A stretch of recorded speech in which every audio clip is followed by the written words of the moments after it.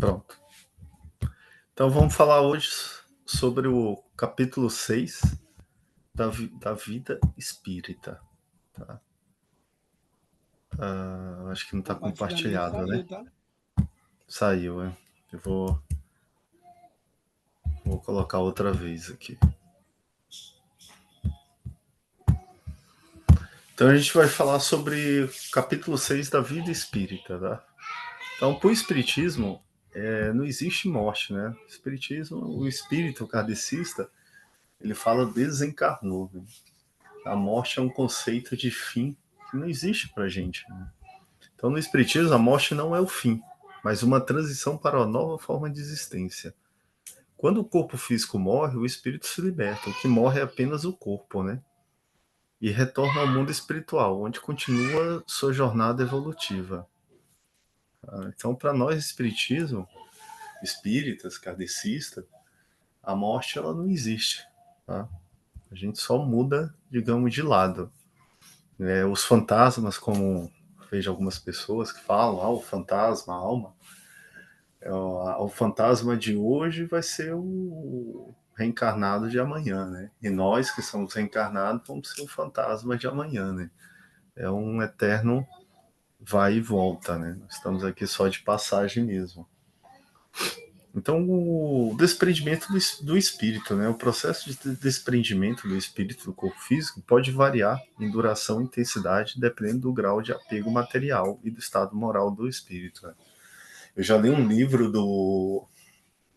do Chico Xavier, que ele conta de um espírito que tinha mais de 1000 anos, né?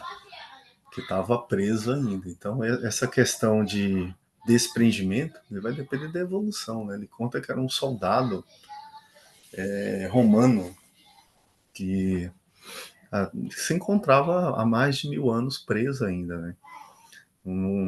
Estava muito preso aos bens materiais, à vida material dele, né? Só um minutinho, pessoal.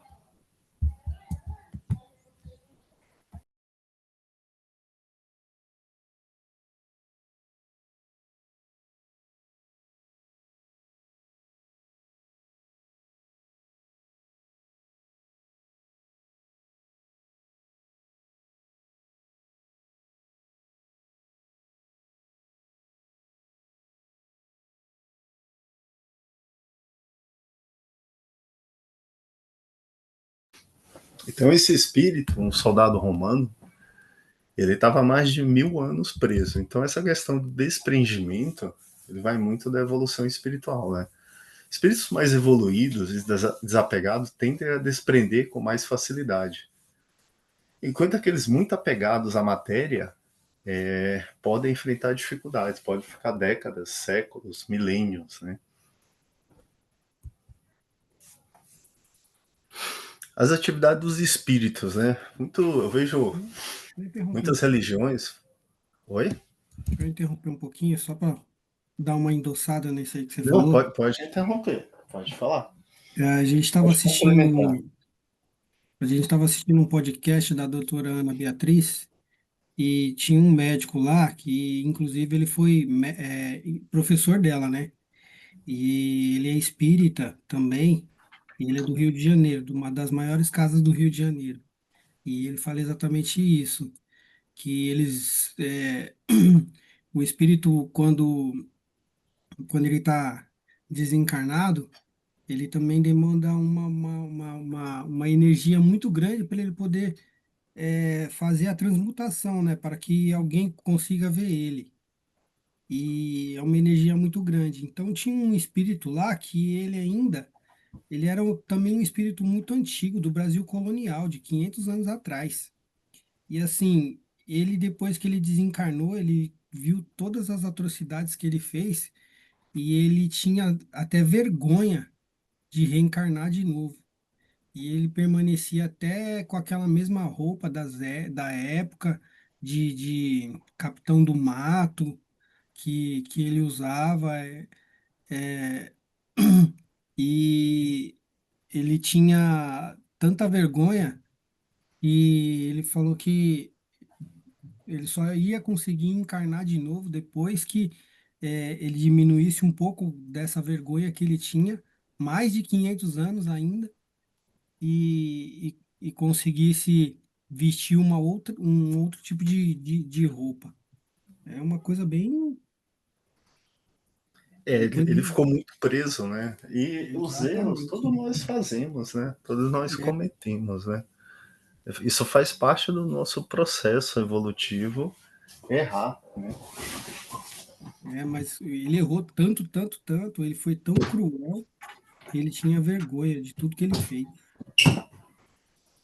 É umas coisas bem. Capitão do Mato ele foi, né? Ele foi um capitão do mato. Capitão do Mato eram bem violentos, né? Então, a gente tem que estar atento a essa questão do desapego, tá? Porque nós estamos aqui só de passagem, né? Como aquela piada que diz, né? Tudo é passageiro, menos o motorista e o cobrador do ônibus, né? Hum. Então, nós temos de passagem aqui, a gente tem que ligar o desapego, né? Essas roupas que nós temos, o carro, a casa, os bens materiais, eles, quando a gente morre, não consegue levar nada, né? A gente só vai levar o conhecimento, né? As nossas ações. É nisso que nós temos que focar. E ter muito cuidado, assim, porque eu vejo muito falsos profetas, né? Profetas, pastores, não só pastores, padres, que pregam coisas totalmente fora do cristianismo. Né? Pregam ódio, racismo, a discriminação. A gente está bastante atento com isso. Né? Então vamos lá, as atividades dos espíritos. Então, tem algumas religiões. Eu tenho um parente meu e hoje ela pede para morrer porque ela acha que o céu, ela vai ficar lá o dia todinho, acordar 11 horas, aí toma uma caipirinha, pega sol, e aí vai dormir, aí acorda no outro dia 11 horas. Então algumas pessoas acham que quando você morre, você vai ter o descanso eterno, né? Acordar meio-dia, almoçar, beber uma caipirinha, dormir outra vez, pegar sol. Né? Esse parente meu, ela acredita que é isso. Ela acha que já merece o descanso eterno e está esperando ser chamado para o descanso eterno, né? Mas no Hum. livro dos espíritas, a gente vê que os espíritos continuam em atividades, né? No mundo espiritual, os espíritos continuam a se ocupar com diversas atividades, né? De acordo com o grau de evolução e suas inclinações. Podem trabalhar, ajudar outros espíritos, influenciar o mundo material, estudar, né? A gente nunca para, né? Esse descanso eterno é um pouco vago isso, né? Então nós somos uns seres em eterna evolução, a gente não pode parar. Né? Então a gente tem que esquecer esse descanso eterno e continuar trabalhando e evoluindo. Acho que a gente até devia estudar esse conceito de onde que ele veio, né? Esse conceito de descanso eterno. Da onde que saiu, quem foi os primeiros que falaram sobre isso. Porque dentro É, do nosso conhecimento não tem nada, não existe nada disso, não. A gente talvez vá trabalhar até mais do lado de lá do que trabalha desse lado de cá. é porque não dorme, né? É, Não dorme. Eu tenho um conhecido do Rio Grande do Sul que ele não se alimenta. Ele só se alimenta de luz, água e suco, né? Líquido. E ele não tem necessidade de dormir, ele dorme 2 horas por dia só, né? O corpo não tem essa necessidade, né? Como ele não processa alimentos, né, sólidos, tudo, ele dorme super pouco. Ele tá me falando que no máximo dorme 2 horas. Então lá no mundo espiritual, eu acho que você não deve dormir nada também, então você trabalha mais. Né? Essas influências, o que acontece? Quando uma religião cai e uma sobe, ela sempre absorve. Né? O cristianismo ele absorveu muitos itens de outras religiões, né? Porque na Bíblia a gente lê que é o sábado que é o dia sagrado, mas o catolicismo, os cristãos comemoram no domingo, né? Tanto é que a gente acha que o domingo a gente sempre confunde como o último dia, mas é o primeiro dia da semana, né? uhum. Por que isso? Porque isso vem da influência da religião persa, né? Que eles comemoravam o deus dele, que era o deus Sol, né, o Mitra, a divindade solar, ele tinha nascido no domingo. Olha só. E aí o cristianismo absorveu isso, né? Por isso, se você pegar o domingo em alguns idiomas, se você traduzir, é o dia do sol, né? O domingo, né? Por causa dessa divindade. Essa divindade também nasceu no dia 25 de dezembro. Então o cristianismo ele foi absorvendo várias coisas que as religiões foram caindo, né? Como os padroeiros, né? Se você vê na Grécia Antiga, cada cidade tinha um deus que era um padroeiro, né? O catolicismo ele absorveu isso como cada cidade, cada país tem só seu padroeiro, né? Seu santo protetor, Santo Antônio, São Pedro. Se for Santo Antônio, são 13 dias de festa. Cada santo tem uma quantidade de festas para fazer. Eles fazem um festejo, né? Isso é muito comum no norte, nordeste. Então, eu acredito que essa questão do descanso ele deve ter absorvido de alguma religião. Né? Então, os espíritos, eles podem influenciar o mundo material de diversas formas, né? Uma vez eu li num livro que grandes escritores, grandes pintores, poetas, né? Eles recebiam bastante influência dos espíritos para fazer poesia, pintura de quadro, né? Escrever livros. Então, seja através da inspiração, né? Da intuição ou da mediunidade, eles podem auxiliar, orientar, proteger os encarnados, contribuindo para o seu progresso e bem-estar, né? Então, no livro, ele até falava: olha, os espíritos eles influenciam muito mais do que nós podemos imaginar a nossa vida, né? Eu vejo pela ciência, né? Se você observar toda a grande descoberta da ciência, ela foi ao acaso, tá? A penicilina, né? O cara estava estudando uma variedade de fungos, aí ele errou ali, aí no outro dia, quando ele foi lá, ao acaso, ele viu esse tipo de fungo. Então, assim, todas as grandes descobertas da ciência, áreas da engenharia, da física, matemática, a maioria foi descoberta ao acaso. Né? O cara estava pesquisando uma coisa, acabou descobrindo outra, ou fez um erro e chegou naquilo. Né? Eu acredito muito que isso aí foram as influências para a gente evoluir, né? Em termos de tecnologia, né? O trabalho e assistência. Os espíritos trabalham em diversas áreas, contribuindo para o progresso do mundo espiritual e material. Eles podem atuar como mentores, guias espirituais, socorristas, entre outras funções, né? Sempre visando o bem e a evolução de todos. Então, assim, nós não temos esse descanso eterno, né? Nós trabalhamos, tá?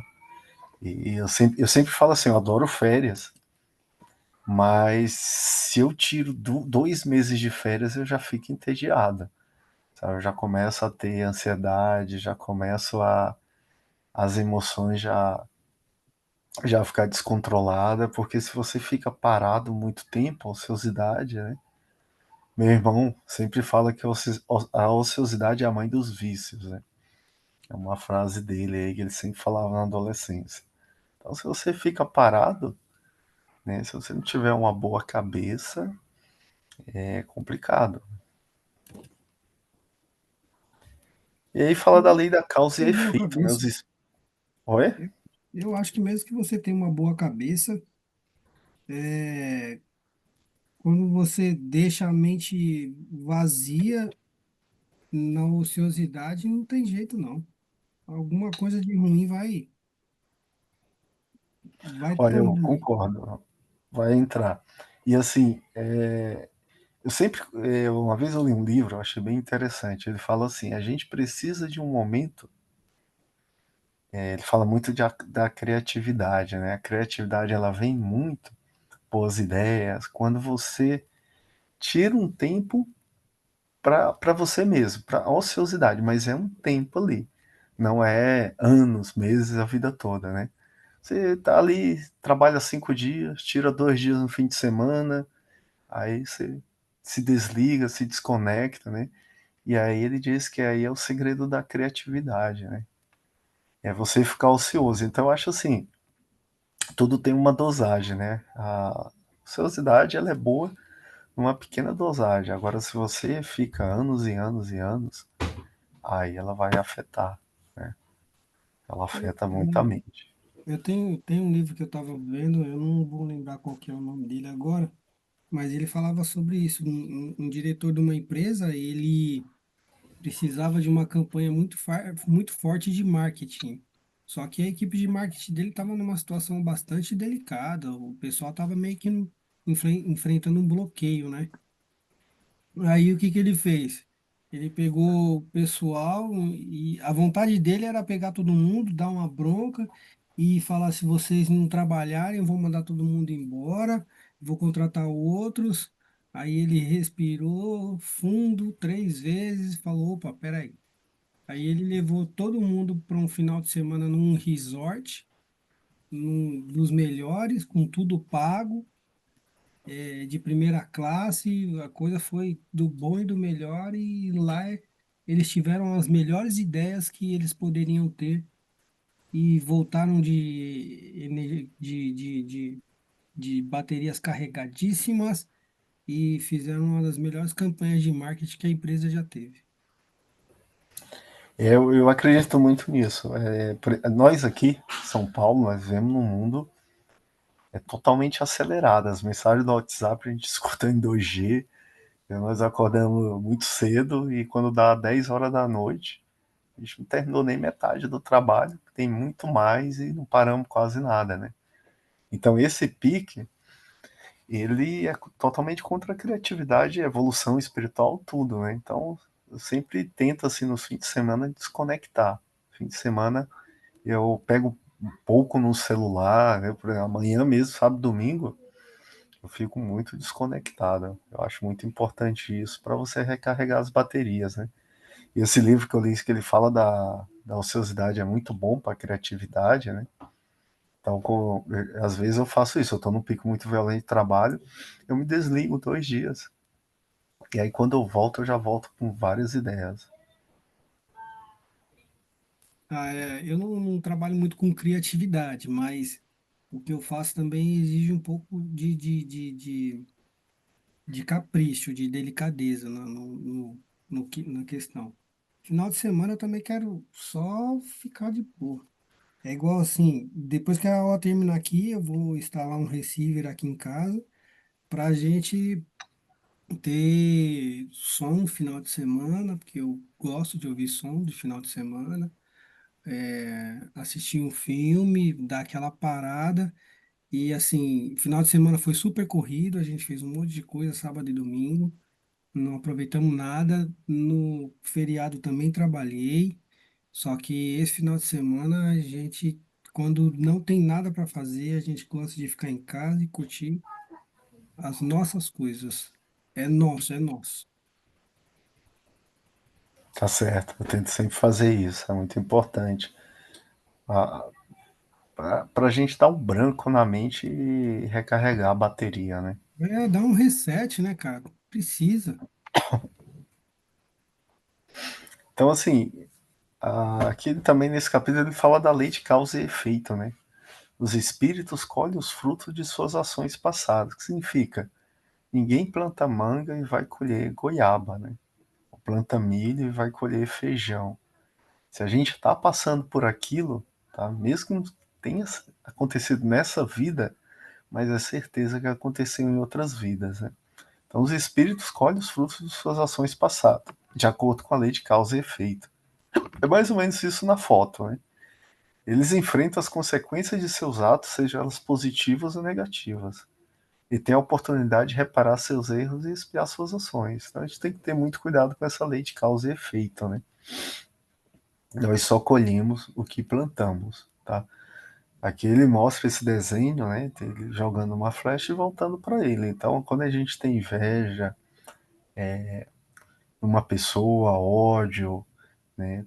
Toda essa energia, isso aí volta pra gente, né? Rancor. Então você não está importunando a pessoa com essa energia, ela está voltando para você e ela está fazendo mal para você. Então, a gente tem que ter muito cuidado com isso. É difícil, tá? Tem coisas que a gente passa pela infância que você tem que pagar, digamos, muitos psicólogos para esquecer, né?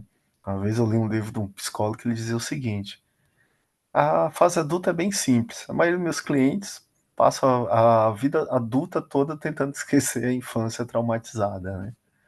Então é difícil, mas a gente tem que lutar com isso, né? Ele fala também da preparação para as novas encarnações, né? Os espíritos planejam suas futuras encarnações, escolhendo as provas e as expiações que enfrentarão para acelerar seu progresso. Esse planejamento é feito com orientação de espíritos superiores e leva em consideração. Então, muitas coisas que nós estamos passando foram planejadas por nós mesmos, né? Para podermos evoluir. Uma vez eu li num livro que ele falava que tinha um espírito que ele planejou ter câncer. Quando ele completasse uns 50 anos, tudo, para se depurar mais, né? E, e, e às vezes não é punição, algumas coisas são projetos nossos para poder evoluirmos melhor, né? A dor, ela eleva muito o espírito, né? A gente consegue evoluir muito com as dificuldades, com as dores, com os problemas nos nossos dias a dia, né? Porque é elementar. Eu tenho já contar casos aqui de amigos meus que foram de infância, foram criados numa bolha. O pai dava tudo, a mãe dava tudo. Hoje eu converso com eles, pessoas já de 40, 50 anos, e são totalmente assim, dependentes, né? É impressionante, são parados, não conseguem se manter, não tem uma iniciativa, né? São pessoas totalmente paradas, né? Como o pai dava tudo, uma hora os pais morrem, eles ficaram igual um pé de banana, assim, não conseguem resolver nada da vida, não conseguem evoluir, né? Porque foi uma vida muito fácil, né? Então, é nas dificuldades que nós evoluímos, né? E a vida, ela vem isso, tá? A gente sempre vai passar por dificuldades. Tem algumas que vamos até o limite, tem algumas que tiramos de letra, mas a gente tem que colocar na mente que essas dificuldades é como provas para você subir de estágio, né? Tem uma passagem no livro Operação Cavalo de Troia, que ela é muito bonita. E é, acho que é Felipe, que é o cobrador de impostos, né? E, e ele tem um filho que tem síndrome de Down. É, e assim, foi tirado muito dinheiro dele, porque os doutores da lei, os falsos profetas, enfim, todo mundo cobrava um dinheiro dele para poder tirar os espíritos ruins que tinham naquele garoto, e ele fez de tudo. Aí ele foi conversar com Jesus, e Jesus diz para ele para não se preocupar, amar a criança do jeito que ela era, porque aquilo foi uma escolha dela e ele era um guerreiro. Ele era um guerreiro e então aquilo foi uma escolha dela. Ela escolheu nascer daquele jeito. Aí quando eu vi essa parte, eu falei, nossa. E aí você vai entender o contexto de tudo, vai endossando isso aí que você falou. É, muitos vêm já com essa escolha, né? Às vezes a gente olha, ah, nossa, o pai de fulano nasceu sem braço, nasceu sem perna, o fulano tem síndrome de Down. É tudo uma escolha dele, né? Porque ele tinha alguma questão para resolver e ele escolheu nascer nessa situação porque para ele nascer nessa situação seria mais fácil para ele poder enfrentar aquilo que ele deveria, né? As questões que ele deveria. E muitas coisas não são nem punições, né? Tem uma amiga minha que o pai e a mãe dela são espíritas, né? E ela tem um filho com síndrome de Down e ela tinha isso na cabeça dela que acho que ela escutou o pai e a mãe comentando, né? Que aquilo era um pecado, né? Ela estava pagando um pecado, né? Aí eu comprei um livro para ela e dei, ela leu, ela ficou mais emocionada e falou: Nossa, eu sempre achei que eu, por ter um filho de síndrome de Down, eu seria uma pecadora, estava sendo punida. E não é assim também, né? Não é assim. Aí no livro que ela leu de símbolo de Down, explicando a origem, tudo, né, mostrava que às vezes é a escolha daquele espírito em evoluir, né, algum processo que ele tem que passar e ele mesmo escolhe, né? Não é uma punição assim. Cada caso é um caso, né? Mas eu fiquei meio chocado como os pais dela tratavam isso mesmo sendo kardecista, né? É porque o Kardec ele sempre dizia, você tem que estudar, você tem que ler, tá? Leia livros que nem até contra o kardecismo. Leiam todo tipo de livro, filosofia, você tem que formar tua mente, tua opinião, né? Então, assim, um kardecista, né, condenar a filha, porque teve um filho de síndrome de Down, né? Às vezes é uma ignorância, né? Falta um pouco de leitura, né? De conhecimento para ele, né? E aí depois que eu dei esse livro, ela se emocionou. Falou, nossa, você tirou um peso da minha cabeça, porque eu me sentia a maior pecadora do mundo, achava que estava sendo punida. E o livro fala que não. Isso não é uma punição, né? E no livro dos Espíritas tem um trecho que ele fala assim: todos nós vamos ter que passar por todas as etapas. Eu entendo que nós vamos ser rico, pobre, negro, asiático, branco, mulato, deficiente, problema de saúde. Ele sempre fala: todos os espíritos vão passar por todas as etapas. Né? Então eu acredito que a gente só consegue entender a dor do outro quando a gente passa pelaquela mesma dor. É bem interessante isso, né? Você pode entender como passar fome é uma coisa difícil, que é uma humilhação, acaba com a autoestima, mas quando você passa fome, e aí você vê um dia a pessoa passando fome, você entende totalmente o que aquela pessoa está passando. Né? Então, quanto mais experiências nós temos de diversas formas, mais de evolução a gente vai, mais conhecimento, né? É como a inteligência artificial, né? O ChatGPT responde aquelas perguntas muito bem respondidas, porque ele é alimentado por trilhões de informações. Praticamente tudo que tem na internet ele bota para o chat ler e aprender, né? E acredito nós, espíritos, temos que ser assim, nós vamos passar por tudo, né? Eu penso que nós vamos nascer com saúde, sem braço, cego. A gente vai passar por todas as provações para entender. E só assim a gente vai saber como é o que aquela pessoa está passando, né?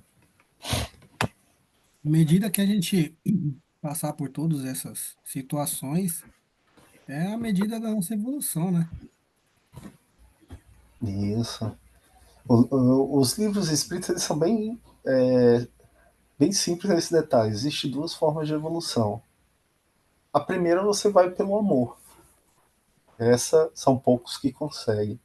A maioria evolui pela dor, pelas dificuldades, né? Essa é a maioria.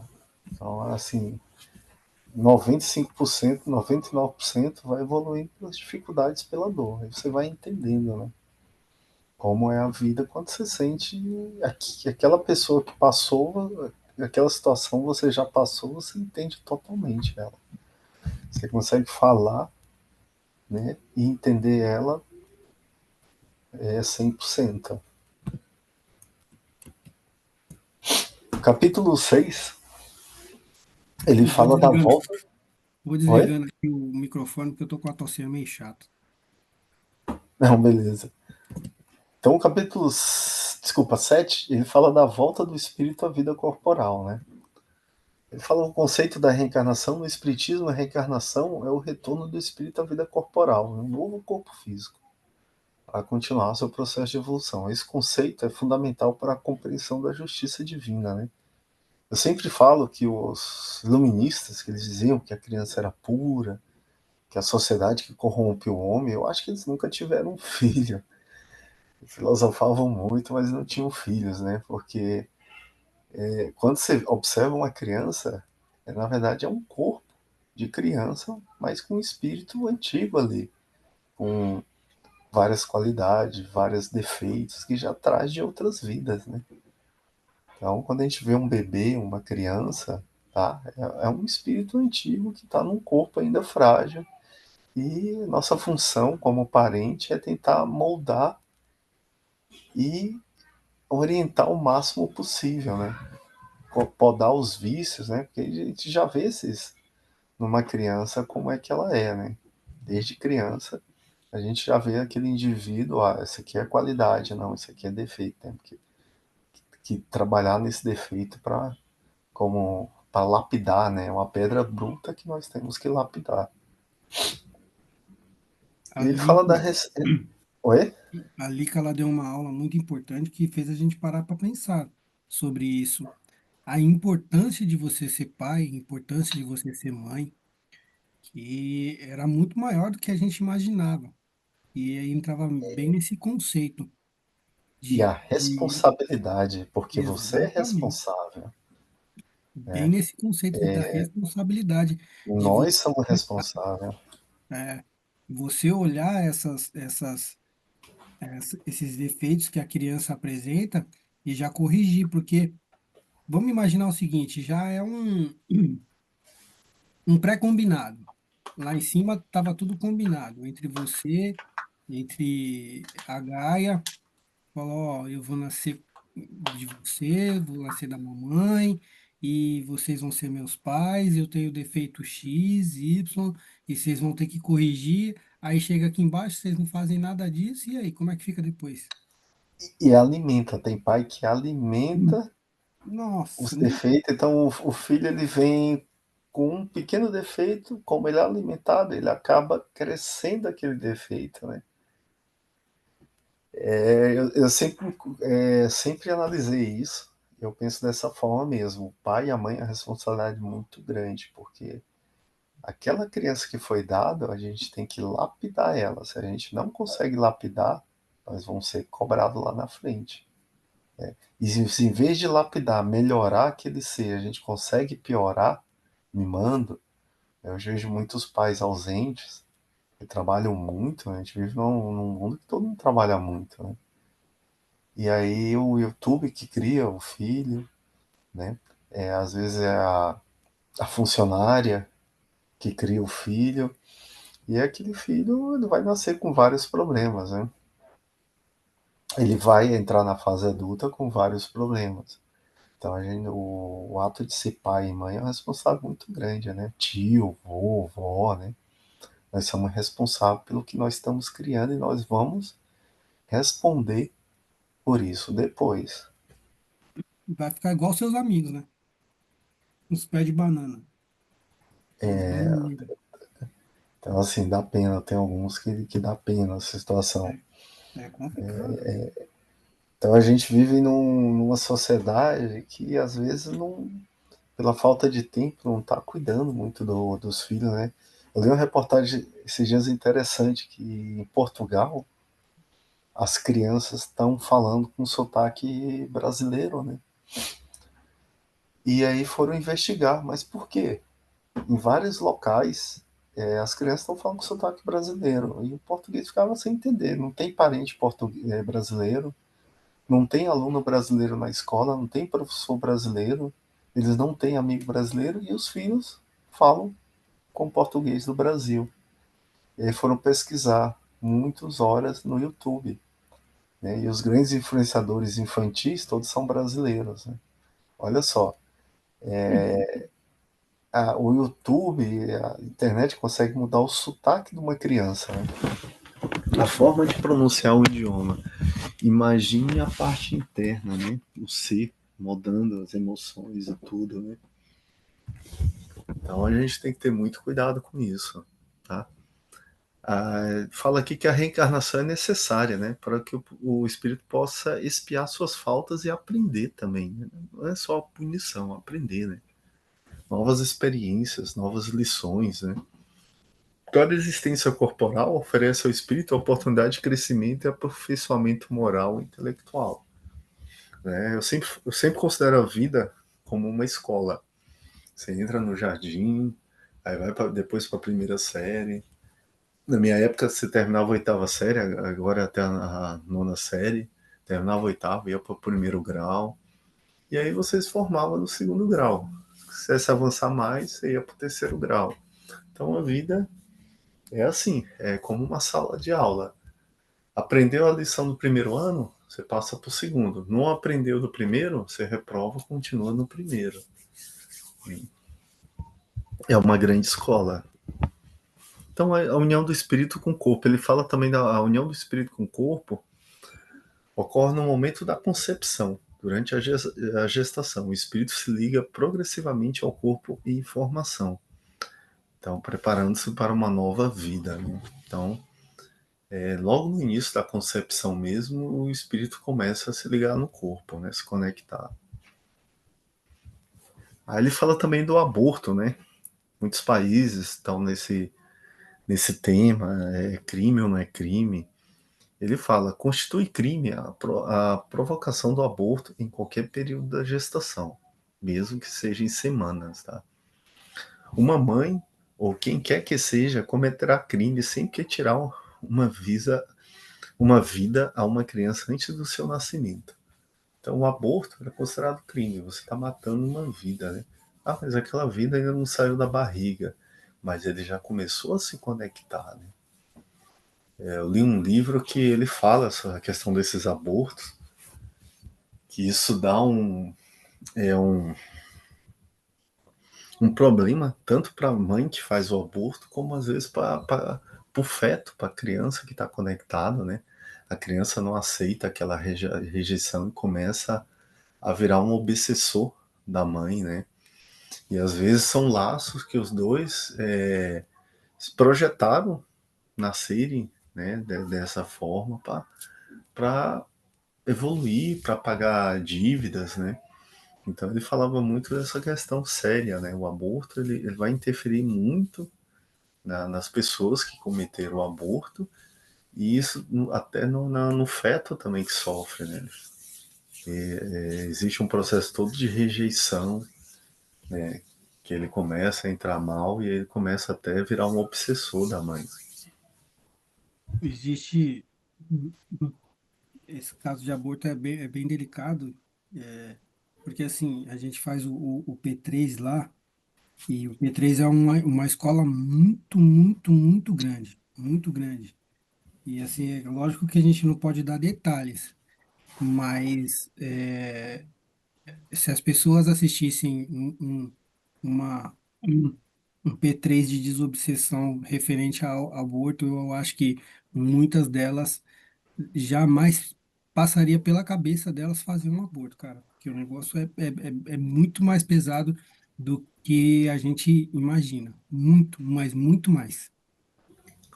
É um crime muito grande, né? Essa questão de você tirar uma vida, isso dá umas consequências muito bem críticas para o espírito que comete isso, né?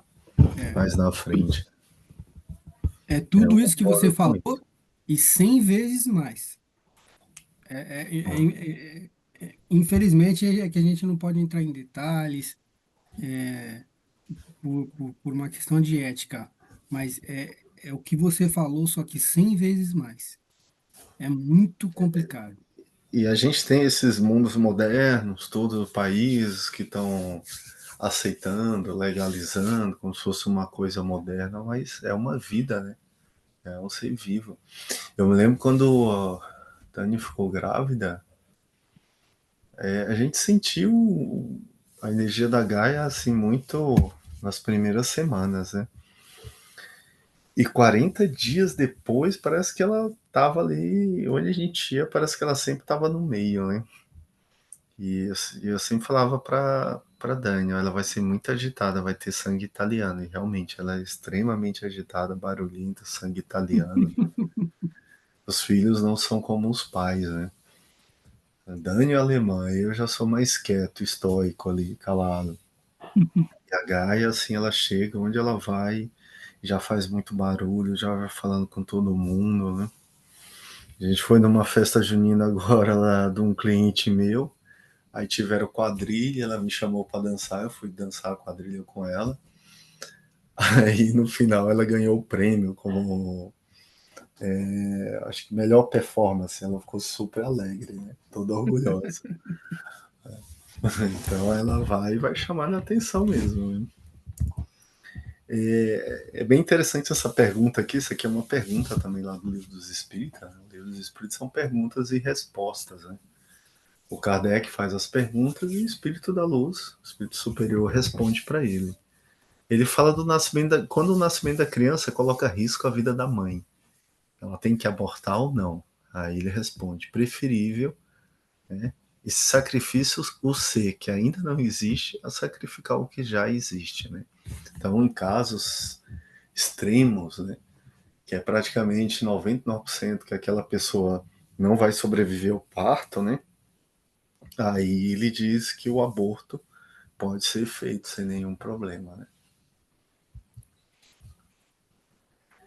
Ele fala também a influência do espírito na formação do corpo, né? O espírito exerce uma influência significativa na formação do corpo físico, determinando suas características e predisposições. Uma vez eu li uma estudiosa que ela falava que as nossas emoções influenciam o nosso corpo no formato, a parte física, não só a parte de doenças, né?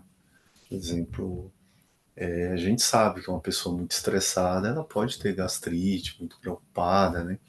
As emoções, elas influenciam, sim. Mas eu achei isso bem interessante. Ela falava que tem emoções que são tão fortes que influenciam o formato do rosto da pessoa, né? Toda a parte física com as emoções. Achei super interessante.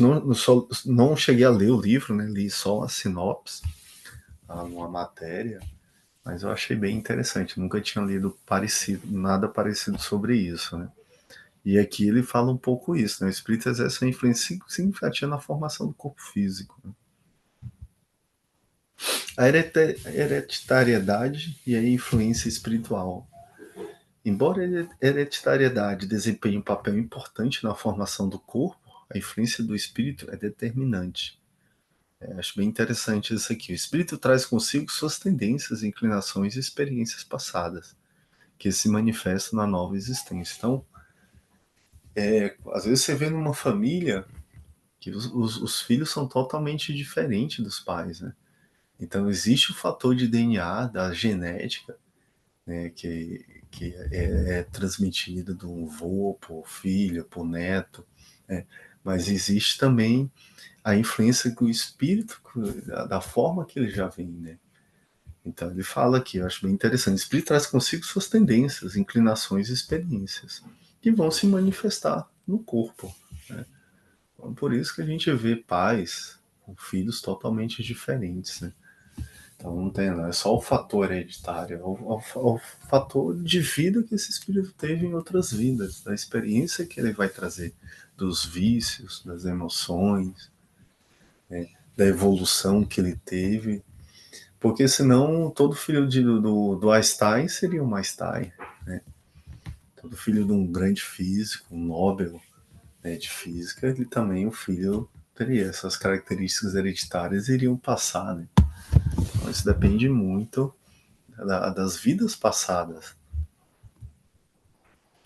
E aqui ele fala sobre o que nós comentamos, né? Os pais têm a responsabilidade de acolher, educar e orientar o espírito reencarnado, ajudando a cumprir sua missão e a superar suas dificuldades. A educação moral e espiritual é essencial para o progresso do espírito. Nós somos responsáveis e nós seremos cobrados isso, né?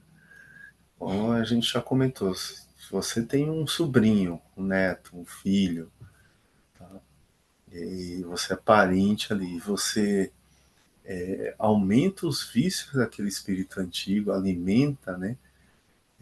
E aquilo dificulta a evolução dele, você vai ser cobrado por isso, né? Você vai ser o responsável.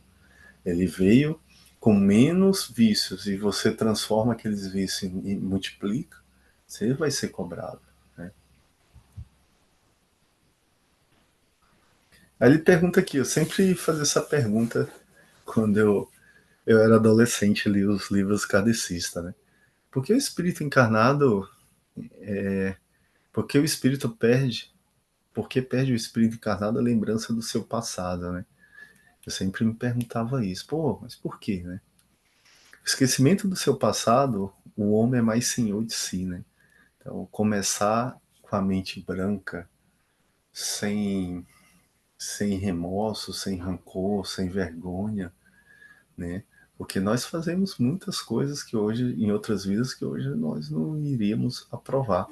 Como o Marcos contou desse capitão do mato, né? Que ele não se perdoa até hoje pelas coisas que ele fez. Então, começar a vida zerado, com a mente zerada, sem lembrar dos erros que nós cometemos, né? Isso é muito melhor para a nossa evolução, isso vai atrapalhar menos. Apesar de inconscientemente, a gente sabe o que nós fizemos em outras vidas, né? Quando você para ali um domingo, fica o dia tranquilo, dá um branco na mente, né? Fica naquela ociosidade, lá no fundo você consegue se lembrar, né? Das coisas boas e das coisas não boas que foram feitas, está no inconsciente, né? Ele fica gravado isso, né? Mas é melhor ser apagado, né? É igual, Momentaneamente.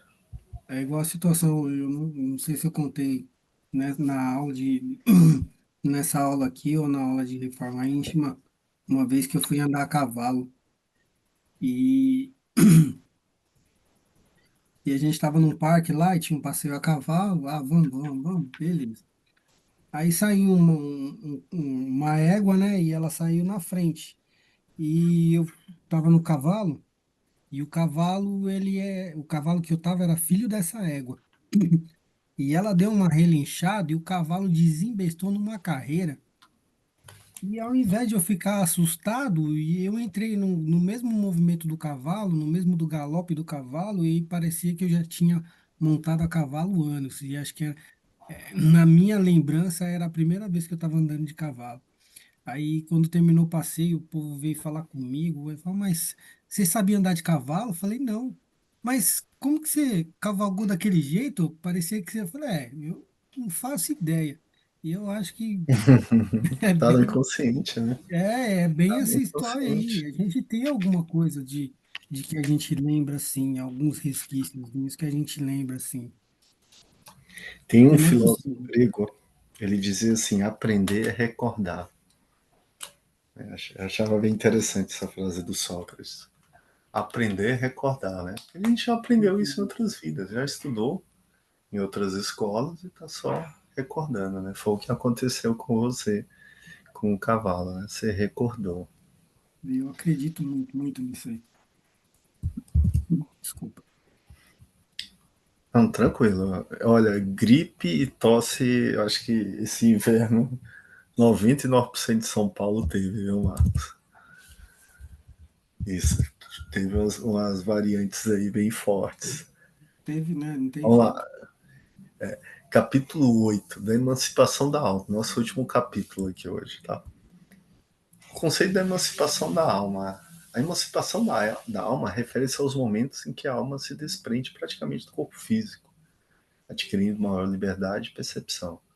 Esses fenômenos ocorrem naturalmente, são mais comuns do que imaginamos, né? Então, existe alguns chamam também de desdobramento astral, né? Quando você se desprende do teu corpo físico fica e o teu corpo espiritual ele tá, digamos, em outra dimensão, né? É como o sono também.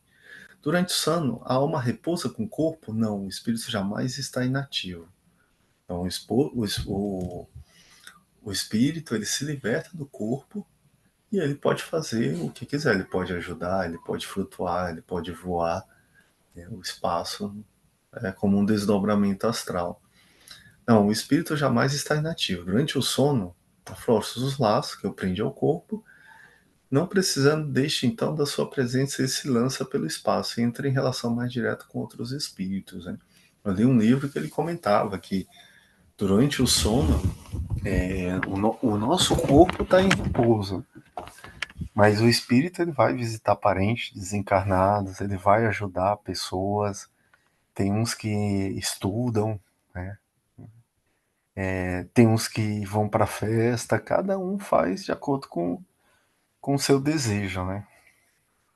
Tem uns que colaboram com missões de resgate, né, de salvar pessoas, ajudar. Por que não lembramos sempre dos sonhos? Naquilo que chama sono, essa pergunta que o Kardec fez, só há um repouso do corpo, visto que o espírito está constantemente em atividade. Recobra durante um sono um pouco da sua liberdade e se corresponde com o que eles são caros. Vai visitar o desencarnado, os amigos, que neste mundo que é em outros. Mas como é pesada e grosseira a matéria que o compõe, o corpo tem dificuldade em conservar as impressões que o espírito recebeu. Então ele fala que a matéria é muito grossa, né? E aquelas impressões que nós recebemos no espaço livre do corpo, o corpo tem dificuldade de assimilar, por isso que a gente não se lembra. Porque a este não chegaram por intermédio dos órgãos corporais, né? Aqui tem uma foto do desdobramento astral, né? E é mais ou menos assim que eu lia nos livros, né? O espírito se liberta, mas fica é como uma fita, um laço conectado com o corpo, né? Então, a emancipação permite que o espírito tenha experiência e percepções além das limitações físicas, proporcionando aprendizado, consolo e orientação. Esses fenômenos são evidência da existência e da imortalidade da alma.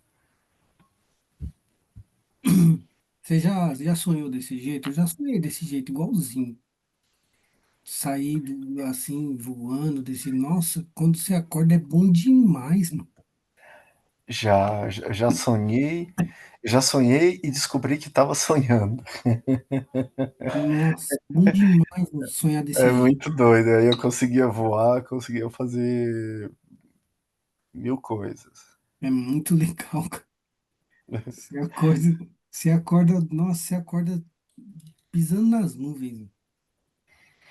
Nesse livro que eu li, ele falava assim: às vezes você acorda e vem com um sonho, o sono que você teve, você repõe a energia, né? Aí ele conta, ó, ele mostra alguns casos, ó, esse encarnado, ele estava sonhando, mas foi ajudar outros entes, tudo, trabalhou aqui com a gente. Esse outro foi fazer cursos, foi se capacitar, e aí eles voltaram e o corpo se recompôs. Aí ele contra outros. Esse não, esse foi para o umbral, esse aqui foi foi procurar seus vícios, e aí quando voltou para o corpo, voltou cansado, né, como se não tivesse dormido, né? Então ele mostrava no livro que às vezes a forma que você acorda depende muito do que você fez na tua liberdade, né? Quando o espírito estava longe do corpo. Isso faz bastante sentido, né? Se você for parar para pensar, você vai para uma, você vai para um umbral, para uma região onde a gente sabe que é um grau de energia mais pesado. Tem dias que a gente acorda quebrado, moído. E tem dias que a gente acorda, nossa, como se tivesse passado a noite inteira voando, nas nuvens, em regiões de energia mais leve. Isso faz todo sentido. Gostei. Tanto é que tem várias filosofias, tem a gnose, que ela ensina você a fazer esse desdobramento astral, né? Você sai consciente do corpo e aí você vai estudar com os grandes mestres lá sobre espiritualidade e tudo, né? Existe mantras, exercícios para que você saia mais consciente do corpo. Eu acho bem interessante isso. E aí, para você fazer o teu sono, na verdade, um anexo de melhor para melhorar, né? Se aperfeiçoar, estudar, aprender, ajudar. Bacana. Pessoal, vamos parar por aqui. Hum, Alguém quer fazer alguma pergunta, algum comentário? eu acho que eu já falei demais.